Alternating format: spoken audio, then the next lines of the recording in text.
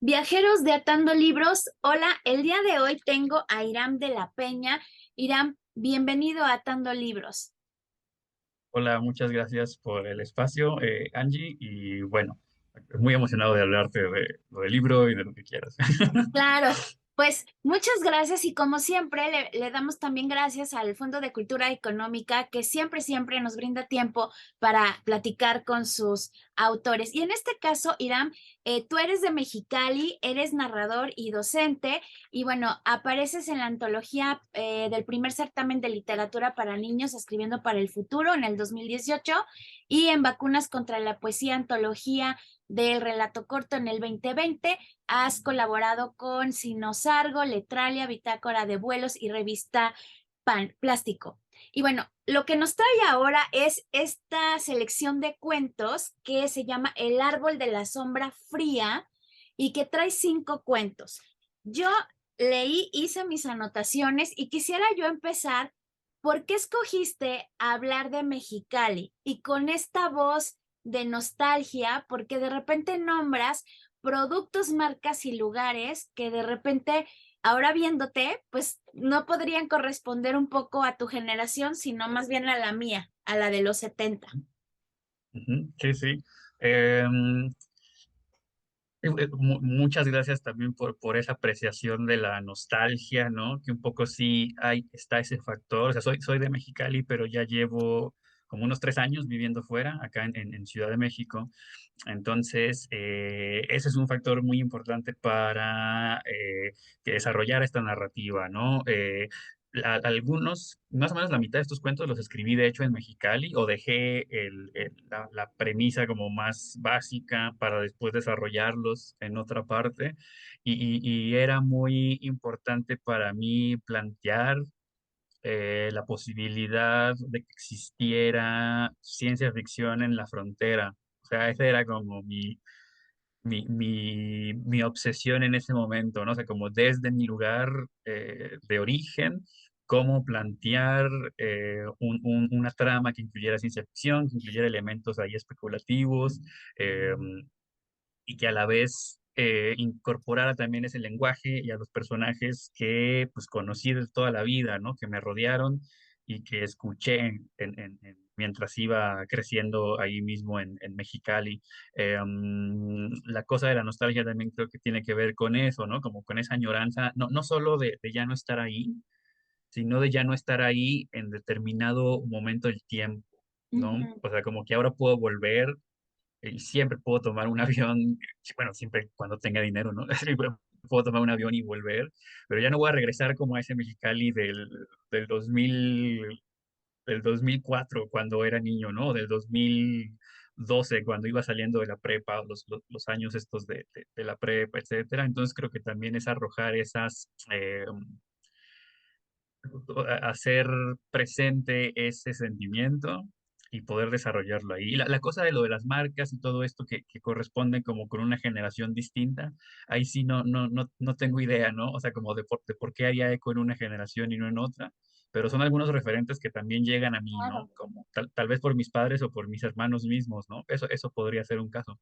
Claro, es interesante porque decías ahorita que es esta parte de ciencia ficción. Lo vemos presente en los 5 cuentos que aunque tienen temas separados, todos tienen un hilo conductor, me parece.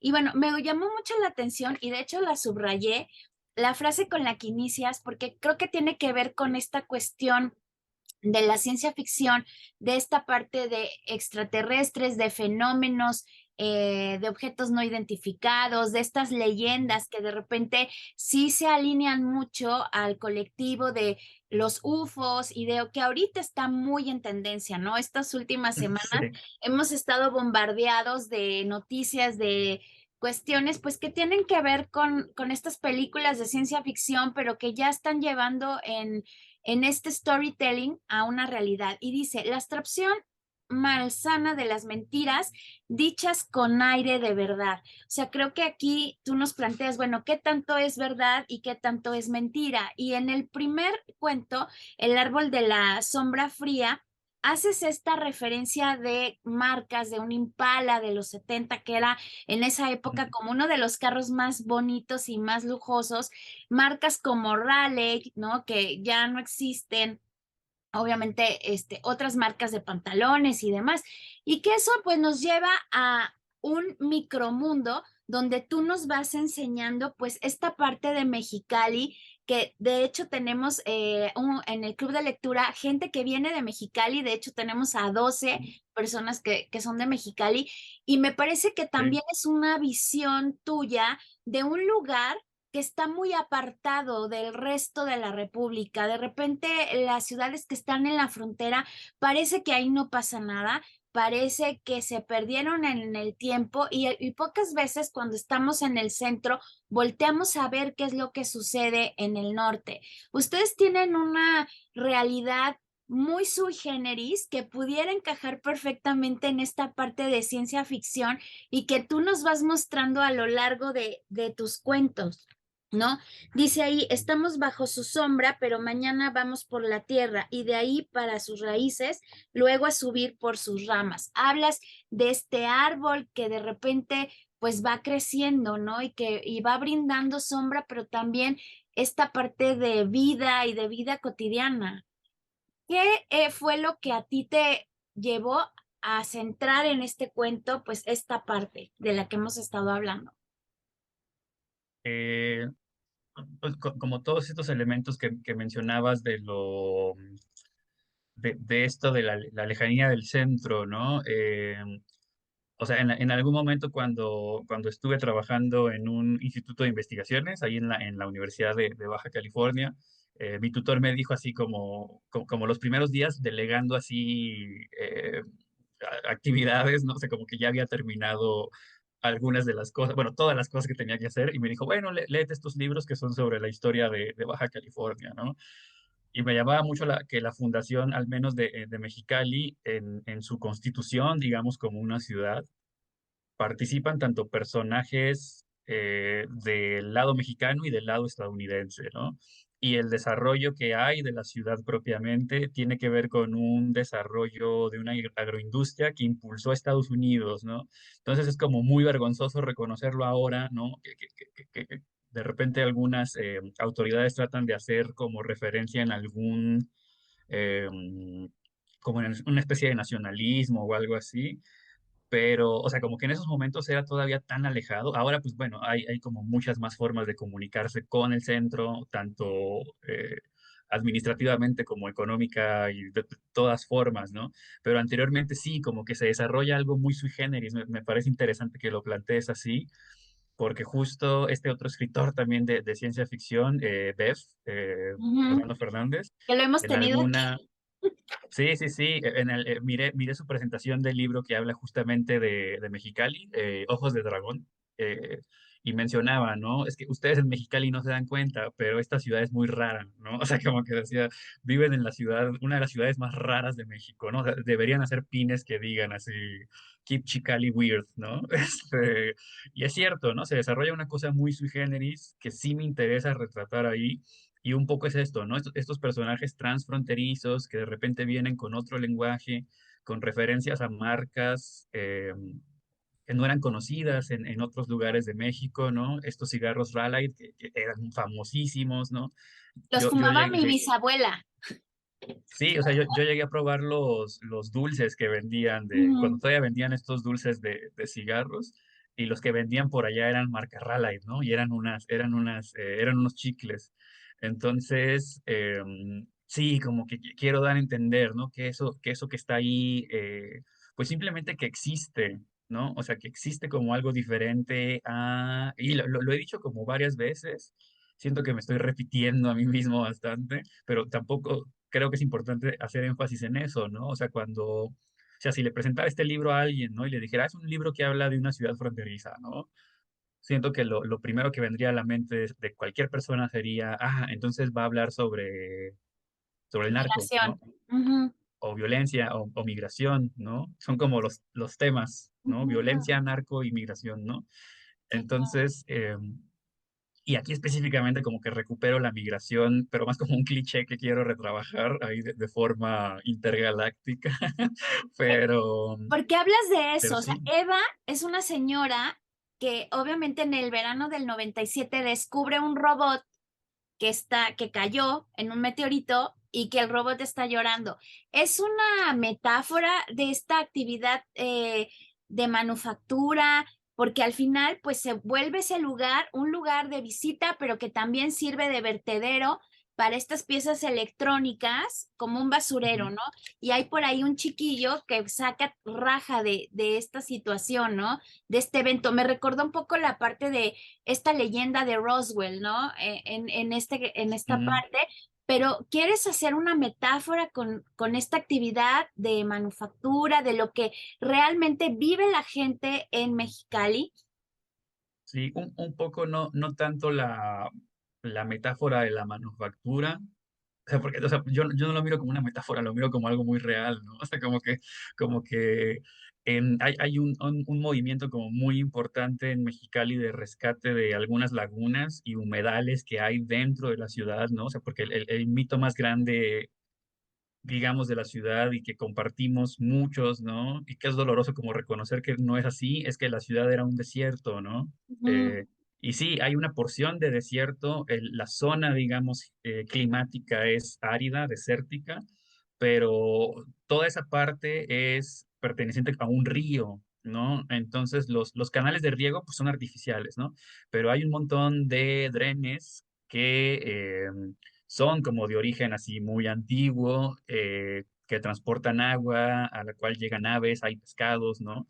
Pero están contaminadísimos, ¿no? Y se convierten también en vertederos de basura de la industria, de las mismas personas. Entonces es un poco también reflejar esa parte, como una desconexión también con la naturaleza, ¿no?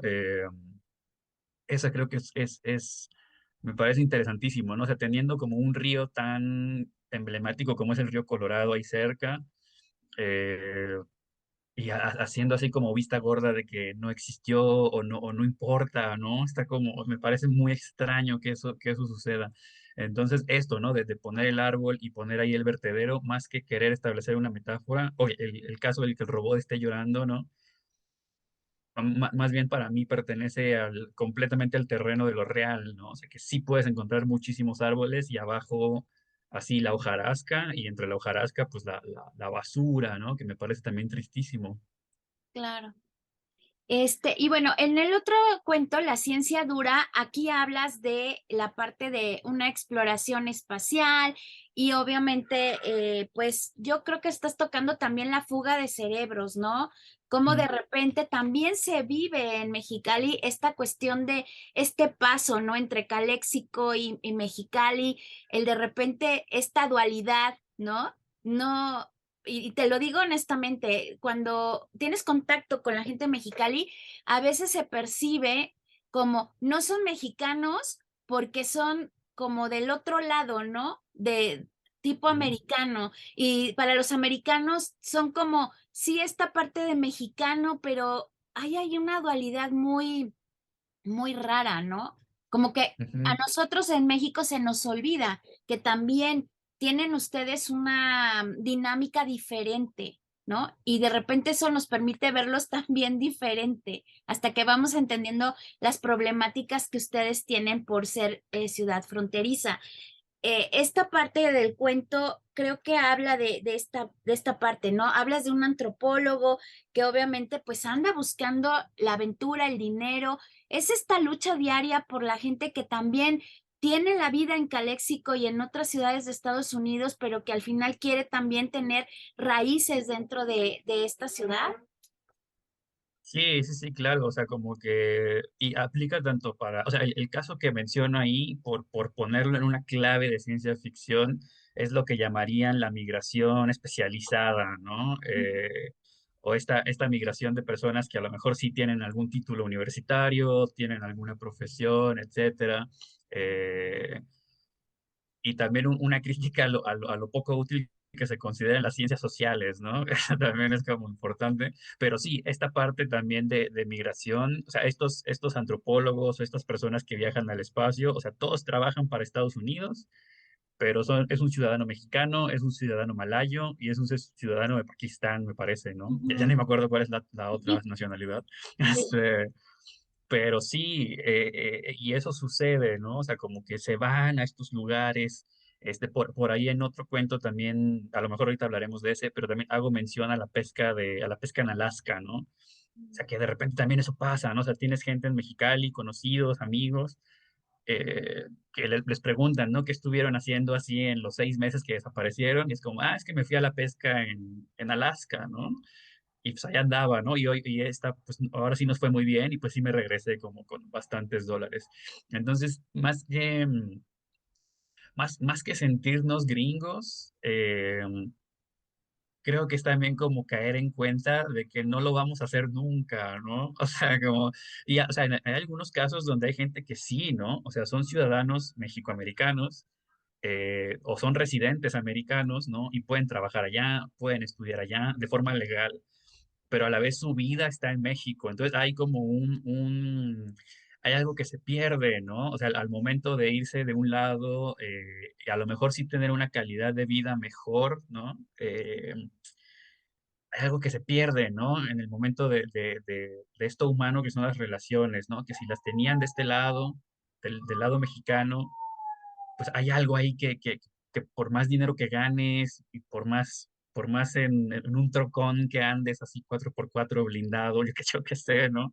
No recuperas. Entonces, eso también me parece muy interesante, ese sentimiento casi, casi como de diáspora, ¿no? O sea, es una cosa muy, muy impresionante.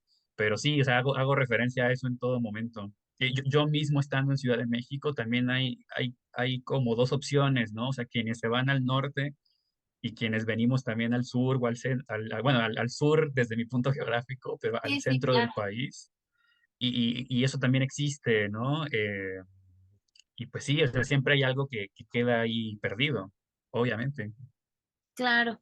Y bueno, en el tercer cuento, la cervecería Polvo Lunar, aquí me parece que sí es como toda la parte de la ciencia ficción. Hablas obviamente de la cerveza que tiene gran tradición, ¿no? En cuestión de Mexicali, hablas del vino, de esta tradición, pero mezclada con este ámbito de ciencia ficción donde hay pues varios personajes donde por ahí Adolfo y el Pocho, pues dibujan dos personas, una de ellas se rumora que pudiera ser un extraterrestre, porque tiene ahí Sí. como un polvito de luna que hace diferente la cerveza. Me parece que también esta parte de la actividad económica dentro de Mexicali la retratas muy bien en este cuento y creo que hablabas ahorita de la parte de este alejamiento de las personas. Creo que aquí hablas también del distanciamiento social, ¿no? De esta gente a la que llega un punto en el que no le importa el lugar, ni mucho menos la gente que tiene alrededor, ¿no? Que se pierde un poco. Y también hablas del emprendimiento de las generaciones más jóvenes, que a veces dicen, todo es fácil, ¿no? Vamos a hacer cerveza artesanal. Y este contrapunto con una persona adulta que dice, híjole, pues es que ahora todo es artesanal y estos vatos, qué fácil, ¿no? Se les hace emprender. Sí, sí, sí, sí. O sea, la pregunta que se hace es, ¿cómo van a vender un vaso de cerveza a 70 pesos, no? O sea, ¿cómo, Claro. cómo que tienen en la cabeza? Eh, pero sí, ¿no? O sea, como que también o sea, en el mecanismo o el procedimiento también el que me interesaba era igual, ¿no? O sea, como que de momento dije, ¿no? O sea, si voy a hablar de como un recalibrar, ¿no? Los temas que hacen referencia al norte, sería interesante tomar también algunos clichés que hay sobre el norte, ¿no? Entonces está este de la cerveza, que en los últimos años ha sido un boom, ¿no? O sea, como que en Baja California sí, la cerveza artesanal bueno, de todas las ciudades, ¿no? Pero específicamente en Mexicali y en Ensenada, pues hay un movimiento gigantesco. Ujú. Entonces, lo retomo, digamos, para hacer esta apreciación, ¿no? De, de que a pesar de que sea como un sello, ¿no? De que es un sello como de identidad muy actual, ¿no? O sea, de los últimos 15 años, pues es algo que ha estado ahí desde hace mucho tiempo, ¿no? Desde hace muchísimo, muchísimo tiempo. Entonces, y hablo también de la cervecería Mexicali, ¿no? Que tuvo ahí como un gran auge en algún momento. En Mexicali se volaron muchísimo porque salió creo que en la serie esta de Gambito de Dama, Ujú. sale la actriz principal tomando en el avión una cerveza Mexicali, ¿no? Que está ambientada en los 60. Entonces, pues era un momento de auge, ¿no? Todavía de la cervecería Mexicali. Y en efecto existió como un biólogo, un químico alemán que trajeron para mejorar la fórmula, ¿no? Y que la hizo como eh, elevar su calidad en todo sentido. Entonces, pues me imagino lo que debe haber sido en ese momento, ¿no? Y creo que como que en algún momento de la historia, ¿no? Ciertas tecnologías o ciertas ciencias, ciertas técnicas, las personas comunes sí las pueden ver como algo mágico, ¿no? Entonces, de ahí viene también toda esta cosa del polvo lunar y se meten también ahí los chismes, ¿no? Entonces, también quisiera eh, que se pudiera leer por ahí, ¿no? También está otra interpretación sobre la imaginación que tenemos de repente de las tecnologías, ¿no? Y de lo que son capaces o de dónde vienen, ¿no? Eso también, pues, sobre todo ahora, ¿no? Que se habla así de los peligros de la inteligencia artificial, Claro, etcétera. que Me lo parece toques que en el también, archivo global, ¿no? sí, también, Que también. ahí fíjate que ahorita oyéndote se me hace una reflexión súper interesante porque nos estamos volviendo personas que no estamos acumulando recuerdos. O sea, si ahorita le preguntas a una persona de mi edad, te dice los números, los 5 números de su familia. Si le preguntas a un millennial, no se acuerda, tiene que verlo al Mm. celular. Todos tus recuerdos están en una foto, en una aplicación. Entonces, creo que jugaste muy bien con este método sin JUA de esta Mm. mujer que aplica, que es una psicóloga argentina y que aplica este raro método como de extraer Ujú. recuerdos, imágenes, como para hacer una terapia, ¿no? Sí, Buscamos dar sí. ese mensaje de que estamos perdiendo la capacidad de dejar a un lado los teléfonos, estos lives y estas fotografías como para estar presente en ese momento. Sí, un poco la idea más bien la idea de estar en el presente, eh, como está en el presente, pero solo en Presente. como en su dimensión de presente trabajo, presente pendientes, presente urgencias, o sea, como que es esta necesidad, ¿no? De estar ahí como listos para el siguiente bomberazo, o sea, como que eso más bien era lo que puedo ver acá. Eso de la memoria que me dices también me parece muy interesante, o sea, que es una lectura que yo no hubiera hecho, pero creo que ese rescate también de la memoria es muy importante, sobre todo pensando en procesos así de terapia, ¿no? Procesos terapéuticos. También está ahí la confrontación con el pasado. Entonces creo que este es un método, o sea, el método Xinhua, ¿no? También obedece a las exigencias actuales, ¿no? Es como de, ok, sí, ve a terapia, pero pues no te puedes pasar como antes 10 años en psicoanálisis tratando de entender tus problemas, ¿no? Así como de, necesitas arreglarlos ya y empezar a funcionar, ¿no? O sea, Claro. como que, porque Pero tienes que hacerlo. este Ujú. miedo de enfrentarte a tus memorias dolientes, ¿no?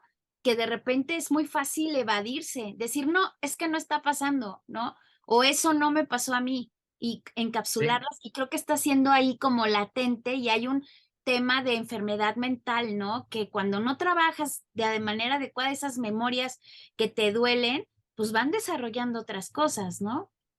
Que es un poco lo sí, sí, que vive el sí. personaje. Sí, o sea, se quedan ahí y pues lo están jodiendo perpetuamente, ¿no? O sea, y él no tiene idea como de dónde surge esto.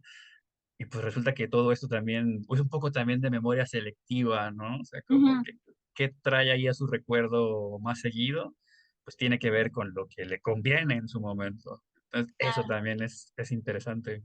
Claro, y ahorita que hablas de recuerdos, el último cuento, La tormenta del desierto, habla de un lugar y me llamó mucho la atención, que todo mundo sabe que existe, pero del cual nadie puede hablar de él abiertamente. Creo que hay muchos Ujú. lugares en la República que son de este tipo, ¿no? Y es un punto de Sí, reunión.